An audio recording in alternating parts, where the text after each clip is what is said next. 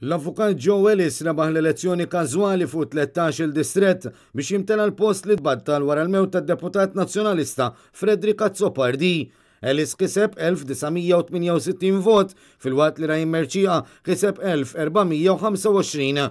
Dan wara li matul il-proċess kienu eliminati Censu Gallia, Marija Portelli u Jason Zammit. Fl-ewwel reazzjoni tiegħu Joe Ellis qal li jħoss responsabilità li tawh Lawċin b'dan il-vot, partikolarment wara l-ħidma sfiqa li Frederick Azzopardi għamel fl-aħħar snin.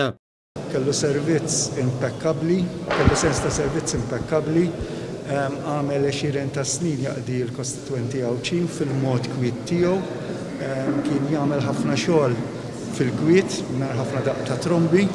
U il-kostituenti kienu japprezzaw dan kif dejjem tellawh leġislatura wara leġislatura, ġifieri dan huwa eżempju tajjeb għalija biex insegwi. Appena ħareġ ir-riżultat kienu bosta dawk li awguraw lil Joe Ellis fosthom is-Segretarju Ġenerali tal-Partit Nazzjonalista Francis Zamit Dimek.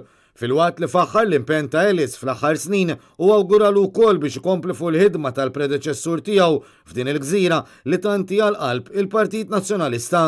Il-fatt li Joe Ellis issa ser ikun fil-Parlament isaħħaħ il-vuċi tal-Lawċin fil-Parlament, isaħħaħ il-vuċi tal-Partit Nazzjonalista permezz tiegħu anki fil-Parlament minn qalbi nawguralu għalija wkoll hija mill-ġdid opportunità li narġa' insellem lill-memorja impeccabbli tal-kollega Frederick Azzopardi li ħallina li però l-eżempju tiegħu jibqa' ħaj ġewwa fina.